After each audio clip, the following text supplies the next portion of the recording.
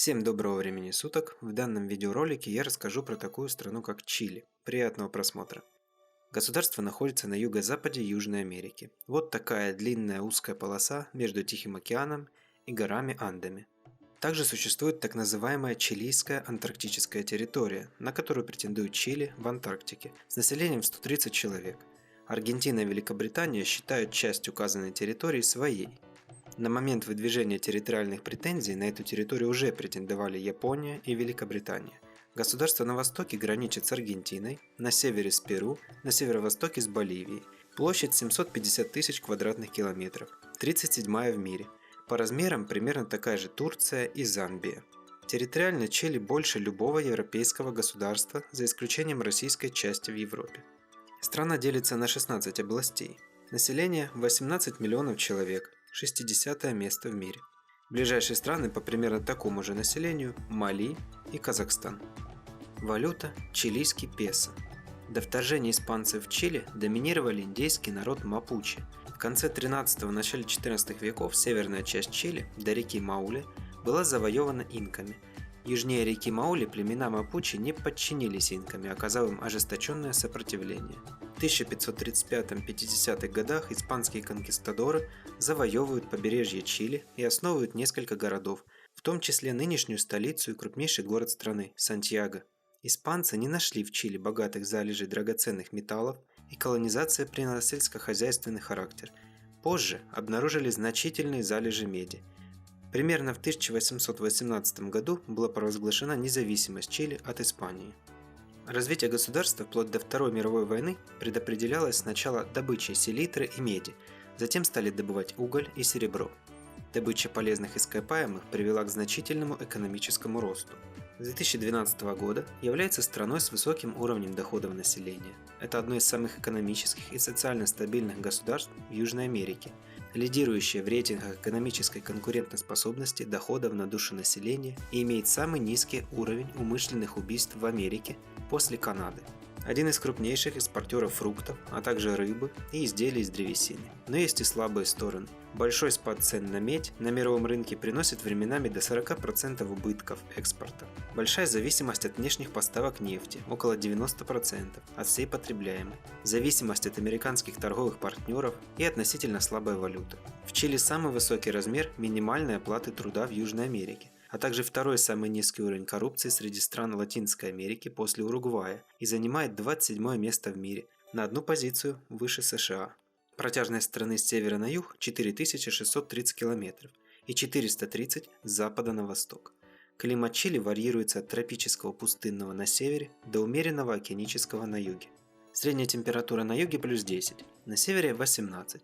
Страна занимает первое место в мире по запасам меди, третье – молибдена и самородной серы. Высшая точка – гора Охос-дель-Саладо, 6893 метра. Кто смотрел мой ролик про Южную Америку, помнит об этом высочайшем вулкане на Земле. 88% населения является городским, 89% чилийцев принадлежат к европеоидам.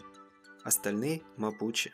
Среди чилийцев и до сегодняшнего дня распространено пренебрежительное отношение к коренному индейскому населению, в особенности к отличившимся значительной непокорностью мапуче.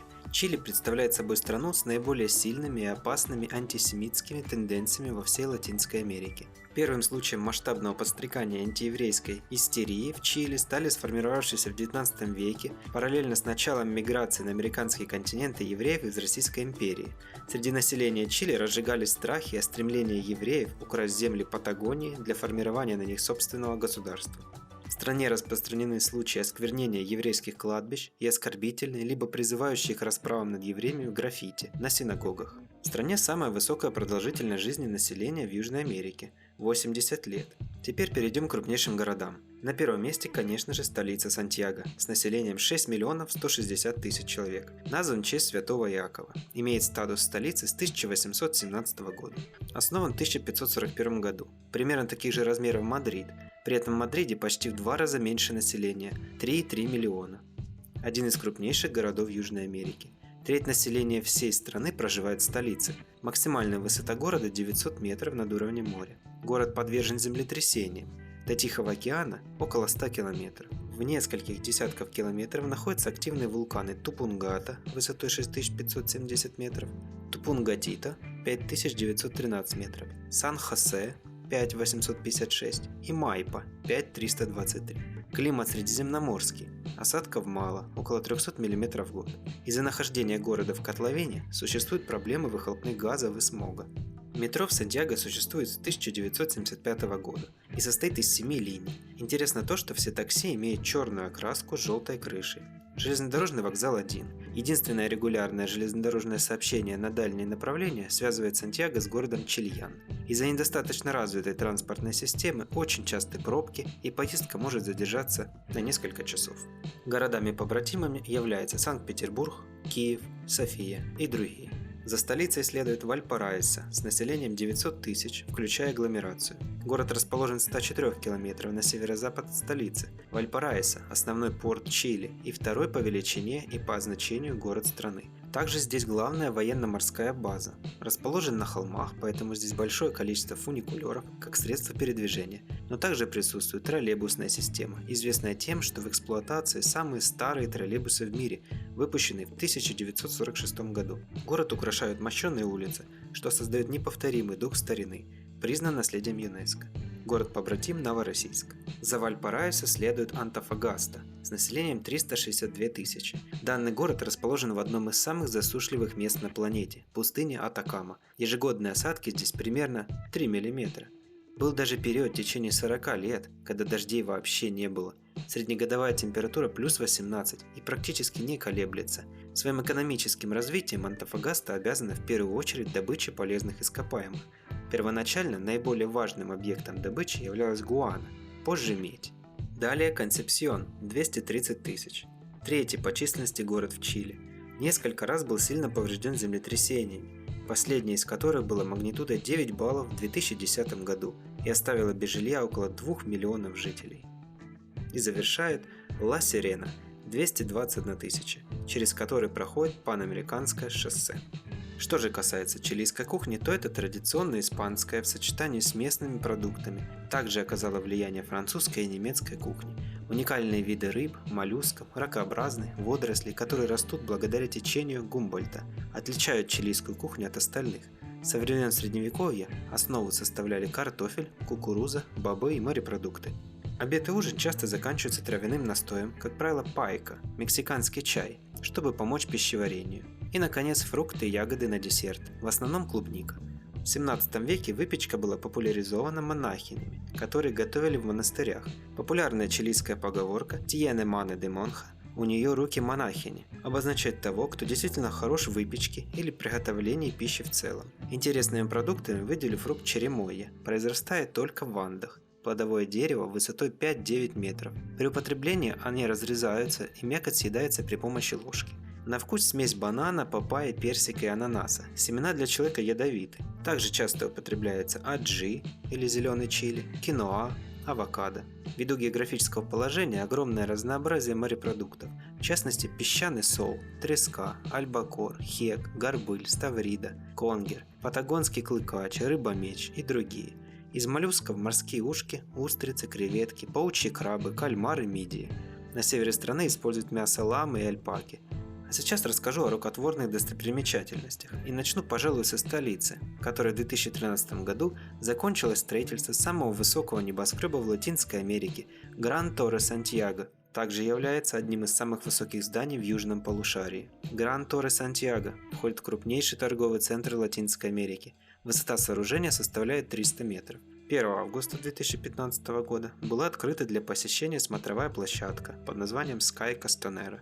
Также в центре города расположен кафедральный собор Сантьяго, построенный в 1799 году, за 46 лет, и холм Санта-Лусия высотой 629 метров, является остатком вулкана возрастом 15 миллионов лет, включает в себя парк площадью 65 тысяч квадратных метров, украшенный декоративными фасадами, лестницами, фонтанами. На самой высокой точке находится смотровая площадка, популярная среди туристов.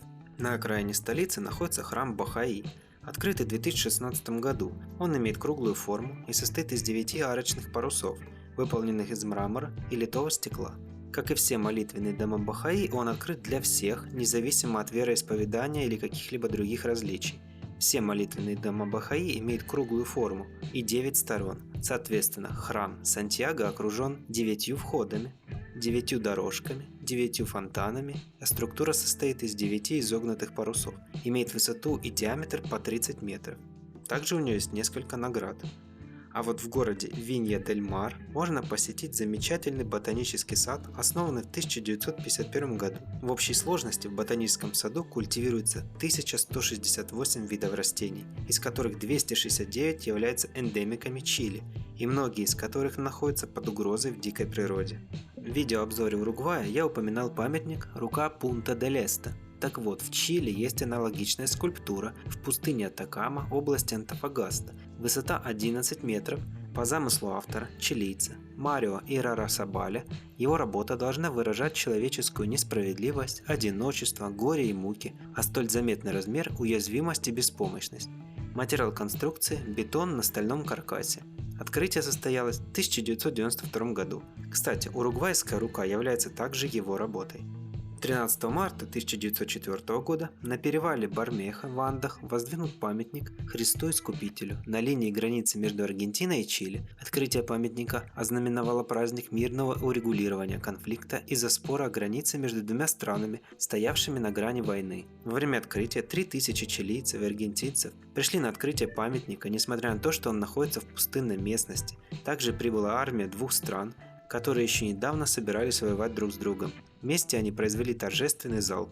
И завершит первую часть чилийская деревня Писко-Эльки, в долине реки Эльки, на высоте 1300 метров над уровнем моря. Исторически в 16 веке здесь зафиксировано первое производство напитка писко, очень популярное место у туристов. На этом я буду заканчивать первую часть. Увидимся во второй, будет еще интересней. Всем пока и хорошего настроения.